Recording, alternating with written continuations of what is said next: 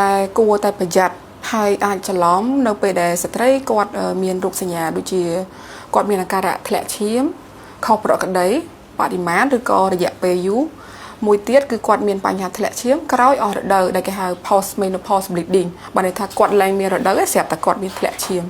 តាមនិយមន័យគឺអត់មានរដូវ12ខែហើយស្រាប់តែគាត់មានធ្លាក់ឈាមដែលគេហៅ post menopause bleeding ដែលគាត់ត្រូវតែចាប់អារម្មណ៍គាត់មានជាសញ្ញាចុកទ្រូងហត់ឬក៏មានការឈឺចុកចាប់នៅផ្នែកត្រគាកឈឺឆ្អឹងឈឺសន្លាក់ខុសធម្មតាឬក៏ជាការបាក់ទឹកចិត្តធ្ងន់ធ្ងរជាសញ្ញាទាំងអស់នេះគឺជាសញ្ញាដែលគាត់គួរតែប្រយ័ត្ន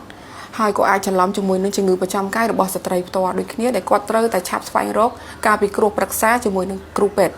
អ្នកខ្លះគាត់អាចមានផលរំខានតិចតួចអ្នកខ្លះអាចនឹងមិនមានរោគសញ្ញាដែលស្ត្រីគាត់មិនបានចាប់អារម្មណ៍តែក្នុងករណីដែលមានផលរំខានប៉ះពាល់ដល់ការប្រកប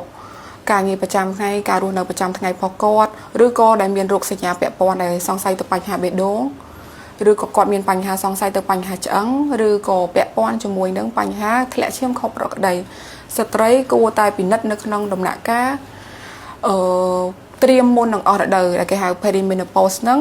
ជាការល្អហើយក៏ជាជំនួយមួយដែលអាចឲ្យគាត់កាត់បន្ថយនៅហានិភ័យដែលគាត់ងាយនឹងប្រឈមគាត់ជួយគ្រប់គ្រងជាមួយនឹងរោគសញ្ញារបស់គាត់បានពាក់ព័ន្ធជាមួយនឹងការការពារពាក់ព័ន្ធនឹងជំងឺបេះដូងឬក៏ជំងឺឆ្អឹងដែលយើងអាចការពារបាននិងកាត់បន្ថយនៅផលលំបាកមួយទៀតគឺជួយថែទាំសុខភាពរបស់ស្ត្រីបានល្អតាំងពីវគ្គនៅក្នុងគាត់ត្រៀមមុននឹងអស់រដូវចា៎